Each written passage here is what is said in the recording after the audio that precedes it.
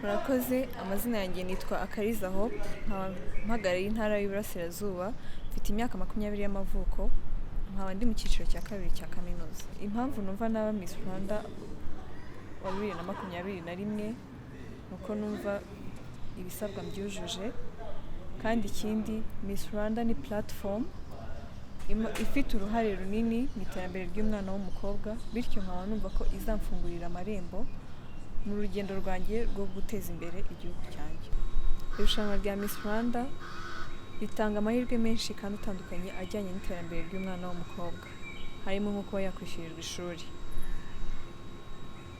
Nk'umwana w'umukobwa ukiri mutoya, ufite umusanzu munini nifuza gutanga ku rwatubyaye.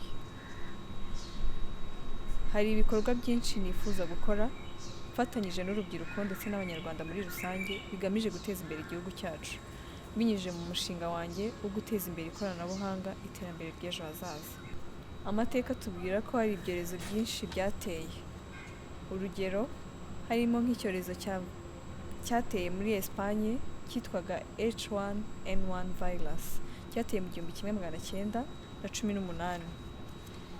Mu gihe icyorezo cya coronavirusi cyateraga, abantu bose baratunguwe, isi yose irazima, ubuzima burahagarara, nta muntu n'umwe wari witeguye.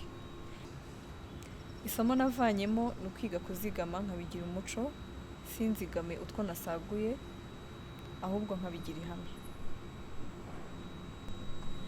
Inama nagira urubyiruko n'abanyarwanda muri rusange, icya mbere ni ukwiga kwizigamira, icya kabiri ni ugutinyuka bakihangira imirimo bibanda ku bikorwa by'ibanze.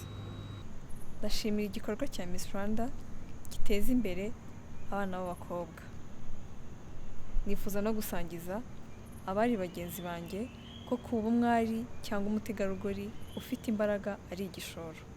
Mbibutsa ko nk'abanyarwandakazi dukwiye gusigasira agaciro twasubijwe n'ubuyobozi bwiza. Murakoze.